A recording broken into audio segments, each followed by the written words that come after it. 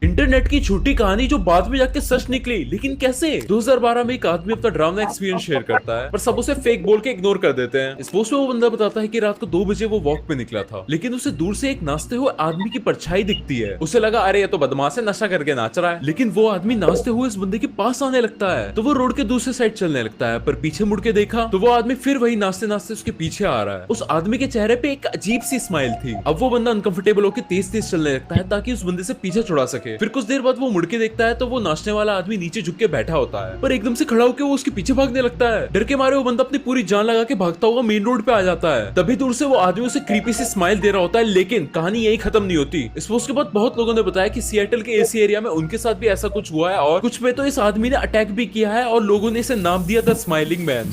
Internet की छोटी कहानी। हॉरर चैलेंज गलती से भी अपने घर में ट्राई मत करना, क्योंकि इस लड़की ने जब हॉरर चैलेंज ट्राई किया तो उसके साथ कुछ ऐसा हुआ जिसे सुनने के बाद आपके भी रोंगटे खड़े थे। तो पाकिस्तान में 2 बहनें होती है जो कि एक हॉरर चैलेंज करती है, वो भी रात के 2 बजे। उस चैलेंज में उन दोनों को बहुत ज्यादा डरावनी हॉरर स्टोरी सुनानी थी, और जिसकी भी स्टोरी ज्यादा डरावनी होगी वही विनर होगा। तो सबसे पहले आयशा अपनी हॉरर स्टोरी सुनाती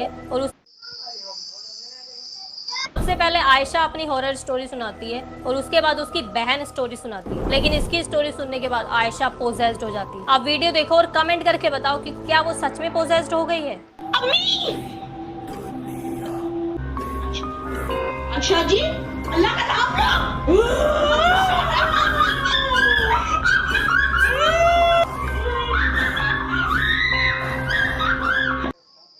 हॉरर चैलेंज गलती से भी अपने घर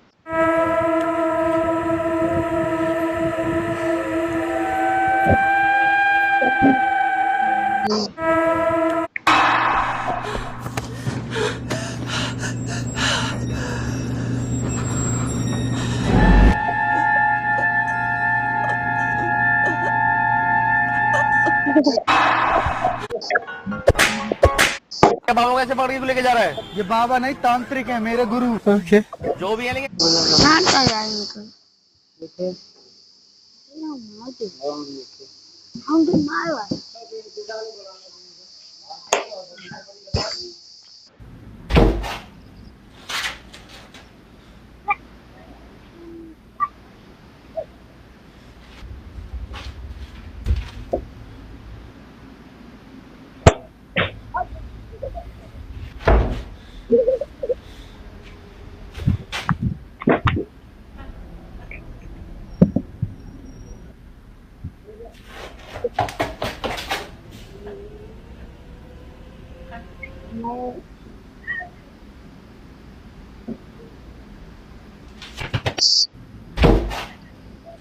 एक दिन मैं शहर से गांव लौट रहा था। रात काफी हो गई थी तो मैं एक होटल में रुक गया। मुझे बहुत नींद आ रही थी। मैं फटाफट अपने रूम में जाकर लेट गया। वहां मैंने देखा कि मेरे रूम से एक और रूम जॉइंट है। एनीवेज उसका लॉक लगा हुआ था तो मैं आराम से सो गया। लेकिन रात को मेरी पीठ में एक शार्प पेन महसूस हुआ और मैंने देखा कि मेरे रूम में एक क्रीपी आदमी हंस रहा है। वो मुझे देखते ही उस जॉइंट रूम में दौड़कर घुस गया। जैसे तैसे मैं हॉस्पिटल तक पहुंचा और नर्स ने मेरी पीठ से एक चाकू निकाला। उस दिन से आज तक मैं कभी होटल में नहीं रुका।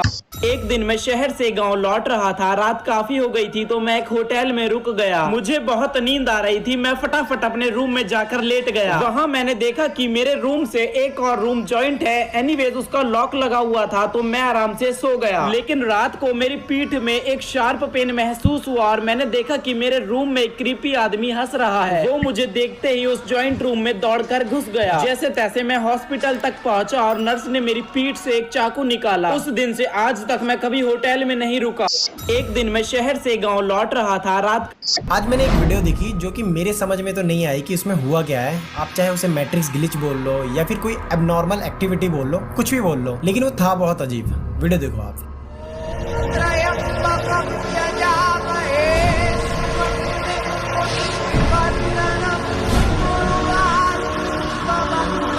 भाई क्या था ये, किसी को पता चले तो कमेंट्स में जरूर बताना। आज मैंने एक वीडियो देखी जो कि मेरे समझ में तो नहीं आई कि उसमें हुआ क्या है। आप चाहे I like a hand snack. I like a spider snack. I like a brain snack. And I like a you snack. I फो आप इस रिजॉर्ट के मैनेजर हैं? कहिए। वो रूम ओए बेस्ट फ्रेंड, चुप रहोगे तो हमसे बात कौन करेगा? हम ना।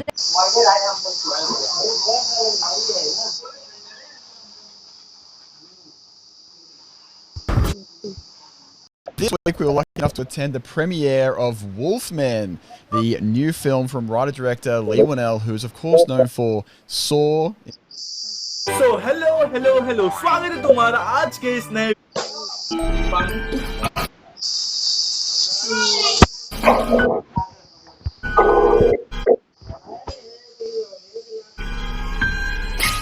चाकू से मछली निकल। अबे भाई ये पागल है क्या? सो स्वागत है दोस्तों आलू गेम्स के हॉरर वीडियो में। बिहार का दानापुर गांव, मुखिया की बेटी कमलेश्वरी की हल्दी की रस्म चल रही थी। कमलेश्वरी अपने माता पिता की इकलौती बेटी थी। बहुत लाड प्यार से पाला था उसे मुखिया ने। बेटी बड़े घर में जाकर राज करे, यही इच्छा मन में दबाकर वो अपनी बेटी के रिश्ते की बात एक बहुत बड़े घराने में चलाता है। कमला की सुंदरता पर मोहित होकर किसी जमाने में जमींदार रहे अखिलेश बाबू अपने बेटे कुलदीप के लिए कमला को पसंद कर लेते हैं। फुलवा, ये ले, ये हल्दी उपटन और पानी बेटिया के ससुराल से आया है। जल्दी से इसे हल्दी में मिला, फिर रस्म शुरू करते हैं। काकी की बात सुनकर कमलेश्वरी की माँ फुलवा जाकर बिटिया के ससुराल से आई शगुन की हल्दी घोल कर ले आती है। चारों ओर चहल पहल थी। ढोलक की थाप पर औरतें मंगल गीत गा रही थी। जैसे ही हल्दी की रस्म शुरू होती है, कमलेश्वरी जोर जोर से चीखने लगती है। ये क्या लगा दिया मेरे पूरे बदन में? ऐसा लग रहा है जैसे किसी ने खाल खींच ली हो। बहुत दर्द हो रहा है माँ। कमलेश्वरी के जोर जोर से चिल्लाने पर उसको हल्दी लगा रही औरतें उसे ले जाकर पानी से उसका सारा शरीर धोने लगती है। हाय राम, ये क्या हो गया मेरी बिटिया को? ऐसा लगता है जैसे किसी ने कांच पीसकर हल्दी में मिला दिया हो, लेकिन कौन करेगा ऐसा काम? कमलेश्वरी के बदन पर जहाँ जहाँ हल्दी रगड़ी गई थी वहाँ पर लाल धब्बे हो गए थे। दर्द से दुल्हन बुरी तरह छटपटा रही थी और उसकी माँ और बड़ी माँ उसके घावों पर मलहम लगा रही थी। छोटी, मुझे तो ये कोई सामान्य घटना लगती है। अरे घर में बाहर का है कौन? ऐसे कौन बिटिया की हल्दी में कांच मिला गया? कोई छोटी मोटी बात है क्या? अरे वो तो शुक्र है कि मुंह पर नहीं लगाया था, वरना पूरा चेहरा बिगड़ जाता बेचारी का। मेरा तो दिमाग ही काम नहीं कर रहा है जीजी। कौन हमारी कमला से जलेगा? इसने क्या बिगाड़ा है किसी का? शादी ब्याह का माहौल था। दोनों देवरानी जेठानी वैसे तो इस घटना से अंदर तक डर गई थी, लेकिन फिर भी इस समय कुछ भी सोचने के लिए उनके पास ज्यादा समय नहीं था। 2 दिन में कमला की शादी थी। घर में ढेरों मेहमान जमा थे। उनके खाने पीने की व्यवस्था करने के अलावा दोनों देवरानी जेठानी को तमाम रस्में पूरी करनी थी। इसलिए इस बात को यहीं दबाकर वो शादी की तैयारियों में जुट जाती हैं। अगले दिन सुबह, माँ, कमला के ससुराल से शादी का जोड़ा और शगुन आया है, जाओ जरा देखो तो। एक बड़ी सी गाड़ी से 2 नौकर जैसे दिखने वाले आदमी गाड़ी से नीचे उतरते हैं और बड़े से थाल में लाल रंग के कपड़े से ढका हुआ शादी का शाही जोड़ा और गहने कमला की माँ फुलवा को सौंप देते हैं। बड़ी माँ ने संदेश भिजवाया है, शाम के समय दुल्हन को यही खानदानी जोड़ा और गहने पहनकर तैयार होना है। और हाँ, उन्होंने खास एक बात का ख्याल रखने के लिए हिदायत दी है कि इस जोड़े पर किसी की भी बुरी नजर ना पड़ने पाए। वो काली नजर और अपशगुन जैसी बातों पे बहुत यकीन करती हैं, इसलिए खास तौर पर इस जोड़े को एहतियात से रखने को कहा है। आप फिक्र ना करें, कमला और उसका ये जोड़ा अगले 2 दिनों के लिए हमारी अमानत है। हम पूरा ख्याल रखेंगे। फुलवा वो बड़ा सा थाल लेकर तेज कदमों से अपने कमरे में जाती है और एक बड़े से संदूक को खोलकर पूरा थाल ऐसे ही उसमें रख देती है। पूरा दिन शादी का भाग दौड़ में बिताने के कारण फुलवा को याद ही नहीं था कि उसने कमला को उसके ससुराल से आया जोड़ा दिखाया ही नहीं है।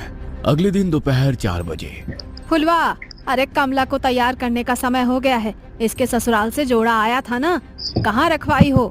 जाओ ले आओ। चूड़ी पहनाकर हम शगुन कर देते हैं, उसके बाद इसकी सहेलियां मिलकर उसको सजा देंगी। मेरे तो ध्यान से ही उतर गया है जीजी, एक बार खोलकर देखा भी नहीं मैंने कि उन्होंने क्या क्या सामान भिजवाया है। फुलवा तेजी से पल्लू अपनी कमर में खोसते हुए अपने कमरे में जाती है और संदूक खोलकर वो थाल लेकर सीधा कमला के कमरे में पहुंचती है।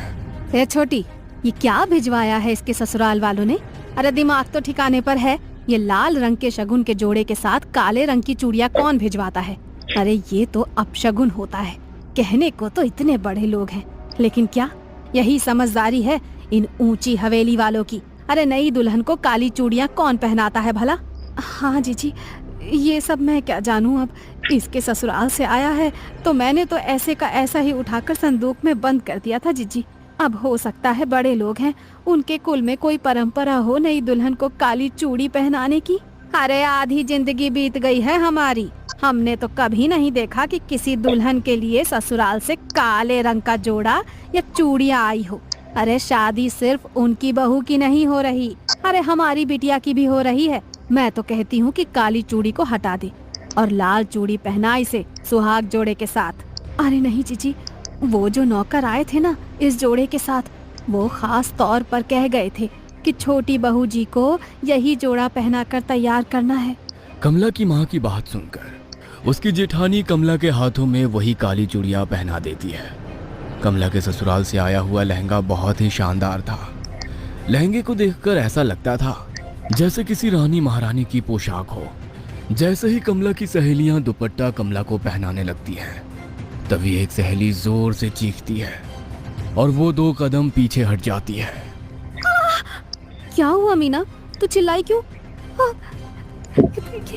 ये देख, मेरे दुपट्टे का एक कोना गायब है। ऐसा कौन करता है? इस तरह का कटा फटा लहंगा दुल्हन को कौन भिजवाता है?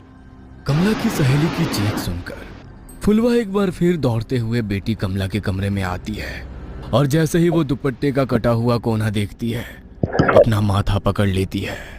हाय राम, ये क्या अपशगुन हुए जा रहे हैं? मुझे तो समझ ही नहीं आ रहा। भगवान, ऐसी क्या भूल हो गई है हमसे? पता नहीं इस कमला का ब्याह शांति से निपटेगा या नहीं। अरे माँ, जाने दो ना, जिसने सिला है उसी से गलती से कट गया होगा। और ये माधुरी है ना, ये ऐसे पहनाएगी कि ये हिस्सा नजर ही नहीं आएगा। बेटा गलती से कटता तो ऐसे ना कटता। तेरा दुपट्टा देखकर साफ समझ में आ रहा है कि किसी ने जानबूझकर इसका एक दुपट्टा काट कर निकाला है। अरे माँ जी, ऐसा क्यों करेंगी? और ऐसा तो हो नहीं सकता कि यहाँ भेजने से पहले उन्होंने लहंगा देखा ना हो। जरूर दर्जी से गलती से कट गया होगा। फुलवा अपने पति के पास जाकर, जी सुनिए ना, कुछ तो अपशगुन हो रहा है, कुछ तो है जो ठीक नहीं है। हम ये शादी करके ठीक तो कर रहे हैं ना? बार बार ऐसे संकेत मिल रहे हैं कि कुछ अनहोनी होने वाली है। अरे तुम औरतें बस शगुन अपशगुन ही करती रहो हर समय। इतने बड़े घर का रिश्ता ढूंढ कर लाया तेरी बेटी के लिए। नौकर चाकर राजमहल सब है उनका, और क्या चाहिए तुझे? सारा जीवन दिया लेकर ढूंढोगी तब भी ऐसा लड़का नहीं पाओगी अपनी बेटी के लिए। हाँ। पति की गुस्से से भरी आवाज सुनकर फुलवा चुपचाप जाकर मंडप सजाने लगती है। जयमाल के लिए पूरी तैयारियां हो चुकी थी। कुलदीप आकर अपने स्थान पर बैठ गया था। दूसरी ओर से कमला को उसकी सहेलियां पकड़कर मंडप की ओर ले जा रही थी। कुछ पल पहले शर्म से लाल होता उसका चेहरा धीरे धीरे बदलने लगा था। अचानक ही उसके चेहरे के हाव भाव बदलने लगते हैं और वो उसका हाथ पकड़कर लेकर आती उसकी सहेलियों को पूरा जोर लगाकर दूर धकेल देती है। देखते देखते खूबसूरत तरीके से सजे अपने बालों को नोच नोच कर वो बाहर निकालने लगती है और जोर जोर से चीखने लगती है। कमला बेटा, होश में आ, क्या हुआ है तुझे कमला बिटिया? अरे बेटा बोल ना, क्या हुआ है? तू ऐसे क्यों चीख